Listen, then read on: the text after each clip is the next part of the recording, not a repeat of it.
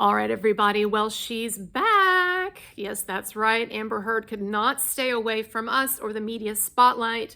It's kind of like in that movie Brokeback Mountain when Jake Gyllenhaal says, I wish I could quit you. I just can't quit you. Well, she can't quit us, apparently, or she can't quit the media. And so, yeah, here she is. Amber Heard apparently did a major interview that's going to come out Friday on NBC. And, in anticipation of that, then they're giving us this kind of drip, drip, drip every day of clips from the interview. So I just want to say, first of all, Amber, before I get into my quick take here, I'm going to watch this. What I'm going to do is I'm going to watch this 2-minute clip that they released and give you my reaction. But I've seen it once, but I'm going to watch it again. But Amber, I just have to say, like, if you really believe that social media and content creators and YouTube and TikTok are a big problem for you and were a significant problem for you and continue to be, I don't think that doing a major interview like this that's going to create fodder for content creators for the next 2 weeks at least, I don't think that that's really the best move. I don't think that's the way you get a story to die down. But of course, since you are unable to let anyone else have the last word, which is something that Dr. Curry testified about you, of course, since you sabotaged your own case in Virginia by testifying again an additional time, getting up on the stand that last time when you didn't have to, and making yourself look much, much, much worse, and looking, irritable, and having your "a few good men" moment where you basically admit to the thing that you've been accused of. That's why I didn't write the op-ed, yes.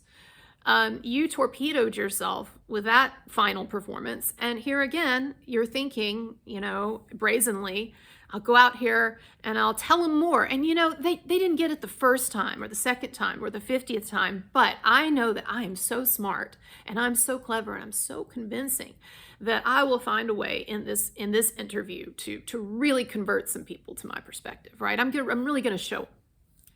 Well, if you wanted to, Amber, I just want to say I hope that you finally brought the real tears, because I think that everybody's tired of the fake crying.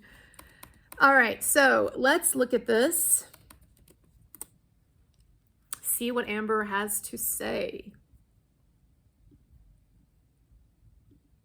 I don't care what one thinks about me, or what judgments you want to make about what happened in the privacy of my own home. And so apparently we're going to start this interview with a lie, or at least this interview clip with an obvious lie. And this just really goes along, I think, with Amber Heard's, with her narcissism and this sort of toxic personality or toxic cluster of personality traits that she has, where she is so confident and sure of herself in a narcissistic way that she can say idiotic things like this, and she thinks that people are just going to buy it. You don't care what people think of you. You don't care about public perception, Amber. That is an interesting thing to say when you're currently doing a major media interview. I thought the whole point of this was for you to sit down and you to get your side out better, so that you can try to convince people. If not, what are you doing? Is it just a thought? It's just a thought exercise. You're like, oh, it just might be fun to sit there and answer some questions from somebody for a while about this harrowing experience that I've just been through. So I guess what I'm saying to you, Amber, is I don't think that you want to start with a lie.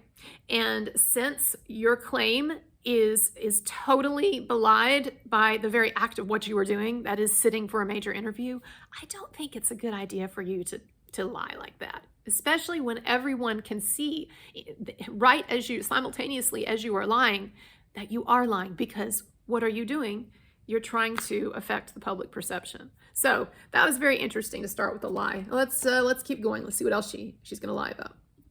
Marriage behind closed doors.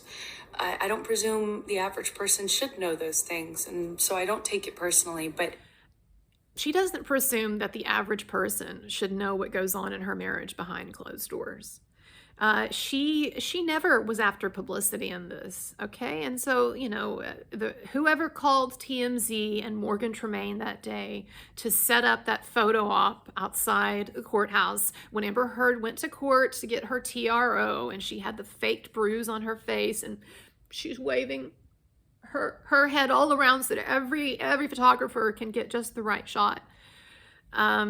Amber, where was this attitude, this desire for privacy back then? You seemed totally okay for the entire world to know what you were alleging went on in the privacy of your home.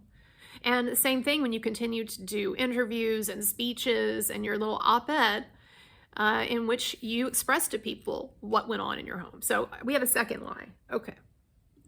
Even somebody who is sure I'm deserving of all this hate and vitriol, even if you think that I'm lying, you still couldn't look me in the eye and tell me that you think on social media there's been a fair representation. You cannot tell me that you...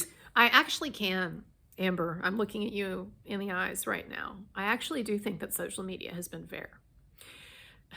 Fairness does not mean that each side gets the same amount of airplay or the same treatment. Okay, fairness does not mean that we look at two sides of this and then we split down the middle. That's what a lot of people would like for us to do. The people who say, well, they were both toxic, right? Or he was just as bad as she was, or whatever. When people say that to me, I know one of two things. I know that they're really not familiar with the ins and outs of the case, and I know also, or if they are, then they are in a profound state of denial. But I'm telling you, Amber, that I do think social media has been fair, because social media, the people on social media actually have been paying attention to the evidence in this case and the contradictions on your side for years now.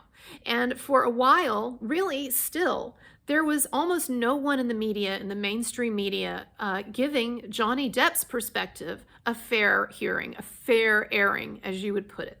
And so I see what social media has done. I see it as actually being an excellent counterbalance and counterweight to the pro-Amber propaganda that we've been getting from the media for the last several years, and from the propaganda that you've been putting out there yourself, Amber. And so I do think social media has been fair as a counterbalance to that. And also, I think that social media, by and large, has been the only place where you can really go to get the actual truth on this. You know, it was social media that I was on social media where I first heard those audio tapes of you berating Johnny Depp and admitting to hitting him and admitting to violence. If it hadn't been for social media, I would not have heard that until just recently in the trial.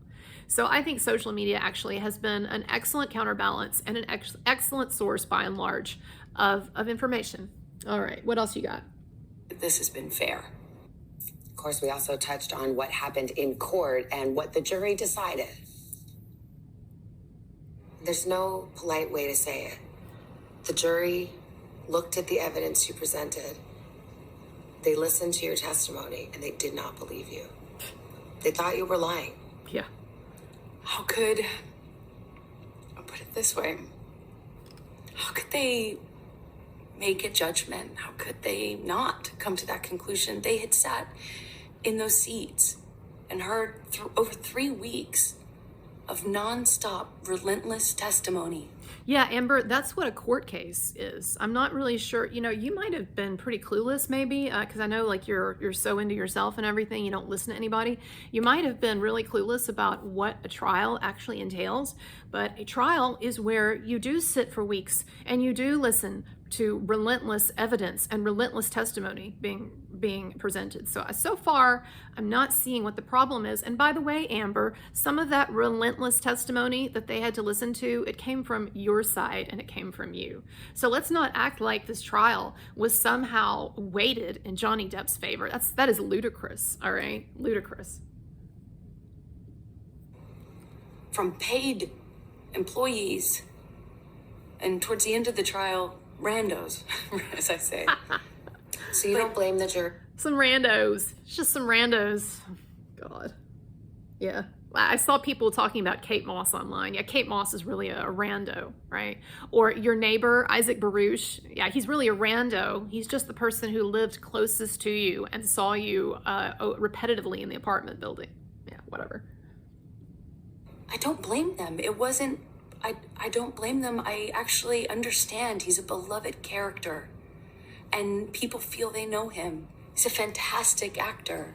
Their job is All right, so I get what she's saying here. I don't agree with it, but I get what she's saying here, which is that she says, "Oh, well, I didn't have a chance because Johnny Depp. The public has fallen in love with Johnny Depp. All of these beloved characters. They look at him and they see, Edward Scissorhands, or they see, Captain Jack or whatever, and so they can't get past that." Amber, here's the thing that you're forgetting. Okay. Johnny Depp is not the only person who came into this situation with certain advantages, all right? You too had great advantages in your favor, but you just squandered them over a period of time. Look, this is what I'm saying, okay? I will never forget when in 2016 when Amber did go to court with the fake bruise and try to get the TRO or whatever against Johnny Depp, and it was there was all the coverage and TMZ and so forth there. I'll never forget that when I read about that, I saw it in the cover page, I think, of the Daily Mail online, and there was this picture of Amber, not only with the bruise, but also a picture taken after she had gotten back into the car and she was leaving court and she's crying, and you can just see like anguish. Now, as it turns out, I don't know if she was actually crying real tears. I'm skeptical of that. But she looked like she was crying. And I remember looking at that, and I remember thinking, and I'm ashamed that I thought this, but I remember thinking, Johnny Depp, he always seemed like a weirdo to me. Of course this is true.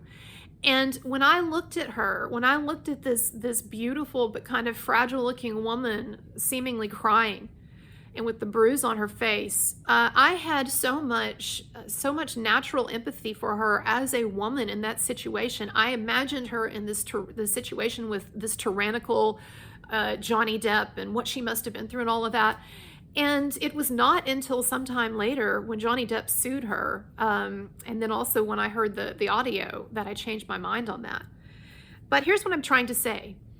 Amber, a woman has a great deal of natural built-in sympathy going for her, okay? I will concede to you that, yes, there is generally a love of Johnny Depp in the public mind, but also when people look at you, a beautiful woman, and that has cachet as well, they see all of these things, and it makes them feel, it makes people feel a kind of a natural empathy, right? And so, I don't buy this argument that Johnny Depp was the only person who came into this situation with advantages, all right? The thing is, you had your advantages, but you had squandered them a long time before with your lies. All right. Public sympathy is not a bottomless well, okay, that you can just keep drawing from. People do get sick of it when they think that you are lying to them and when they think that you're conducting a hoax.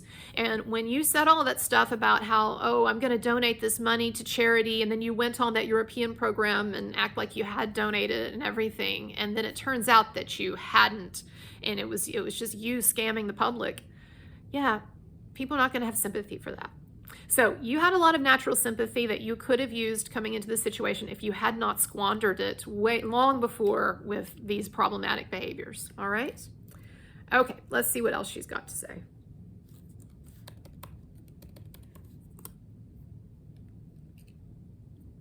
Be dazzled by that. Their job is to look at the facts and the evidence, and they did not believe your testimony or your evidence. How could they, after listening to 3.5 weeks of testimony about how I was a non-credible person, not to believe? She's acting like she didn't have her own testimony available to her, right? Amber, you could have put on a better defense of yourself, or better offense or something. But instead, you put on that lousy Dr. Hughes, who, well, the less said about her, the better, but that was not an impressive performance. The lousy Dr. Hughes. And then you get on the stand and you give what I think is just an incredibly ludicrous performance. And like I said in my video analysis of this earlier, when I couldn't believe what I was watching. I've never seen someone in public spend so much time and effort trying to look like they're crying, but not being able to produce real tears. It was a spectacle. And it wasn't just the lack of tears that were a problem, okay? If that had been the only thing, that would have been, I guess, something fine I could have overlooked. But your testimony was a mess, and there were so many blatant and obvious inconsistencies and logical fallacies and all kinds of stuff. So, no. Word that came out of my mouth. We're going to have more of our exclusive interview with Amber Heard first on today, tomorrow, and Wednesday morning. It's a wide-ranging... All right, so apparently that's it. That's the entirety of the interview. Okay, so, yeah, I didn't see anything that really impresses me. That's for sure. Okay, I have one request. All right, this is kind of an odd thing. Okay, I have a video, and y'all just bear with me, okay? Just give me a minute. I have a video that is right now on my channel that is right now sitting at 970,000 views. And I know this is like not a, it's kind of a sob story. Yes, have pity on me, have pity on me. No, I'm kidding. But here's the thing. I always wanted to have a video hit 1 million, and I was so excited. This was the interview with Paula, Marilyn Manson's former assistant, who talked about her weird evening with Amber Heard, Thanksgiving night. I've always wanted to have a 1 million view video, and this video, it was flying. It was getting all of these views because it's a cool video. It's an interesting video. It was getting all of these views. And then what happened was, and also the video had already undergone a YouTube review and had been monetized. So if some of you don't know how the YouTube monetization works, if you have words like Amber Heard or assault in a video, then YouTube is going to automatically limit its monetization. It's like flagged, basically, because the idea is that, advertisers might not want to be sponsoring that kind of content. And so then what you do as a YouTube creator is you request a manual review, and that's when, as the term implies, someone actually at YouTube watches maybe the first minute or so of your video and determines whether it's appropriate or not. And what happens is with my videos and with a lot of others is that they won't pass that initial automated screening, but they almost always pass the manual review. So then they get fully monetized, okay? Now here's the thing. This video that I did with Manson's assistant about Amber Heard, I did request a manual review, and it did pass the manual review, and it was fully monetized. And it was fully monetized for almost 2 weeks. And in that time, it got 960 something thousand views. Then one day, and this was toward the end of the trial, and it was after there was starting to be a lot of criticism in the mainstream media about how social media and content creators and YouTube are handling this, and we're misogynistic and all that. What happened was, for some reason, I don't know why, but for some reason, YouTube went back and did another manual review of that video and some of my other most popular videos. Did another unrequested manual review, which I've never had happen before, and demonetized the video. And it demonetized some of my other popular ones, and it put an age restriction on one. Video was just Amber Heard's most ridiculous moments. It's just speeches and stuff that she's done, and audio clips of her yelling at Johnny Depp. But that suddenly got reviewed again, and an unrequested manual review, and then it was slapped with an age restriction. Well, here's my point. Okay, this is what I want your help with. Okay. That video with Paula, when they did, with Manson's assistant Paula, when YouTube demonetized it, I really believe that they also killed the algorithm, because my video had been getting 800 views every hour. That's where it was at. It had never gotten below like a couple of hundred views per hour. And then when they demonetized it, I noticed that the algorithm suddenly, it went from 800 views per hour to 80 views per hour to then finally, just like getting 10 views an hour. And all of that within the space of one day. Okay, maybe even just a few hours period. And so consequently now that video, it is stuck in this kind of purgatory where it's just under 1 million. It's got like 970,000 views. And so anyway, here's my request, okay? I've never asked this before, but if people would not mind, I'm going to link to that video in the comments, and in the description, and I'm going to put it at the end of this video too. If you wouldn't mind, it would be like a huge, awesome gift for me if you could go to the video and watch it for 30 seconds so that it counts as a view, so that I can get over that 1 million mark, because I so want to do it. And I know it seems silly, but I was so upset when they killed the algorithm. Not only they demonetized it, right, because I was making good money off of that, but they killed the algorithm. And I was so like, because I really wanted to have my first million view video. So, you know, my videos tend to get thousands of views. And so if even like a third of the people who watch this video right now, you know, you watching me, if you will do this thing that I asked and go to that video, it's linked in the comments, go to that video, click on it, watch it for 30 seconds so it counts as a view. I would love to get that help in kicking that video up over 1 million. I'd really appreciate it. I know it's a weird thing to ask, but I appreciate it. Okay, everybody, that's it. I'm going to have more videos coming for you this week and some special content on Patreon and yeah, et cetera, et cetera. So like, subscribe, ring the bell, and all of that. All right, Amber, thanks again for the grift that keeps on giving, as someone said today. Bye.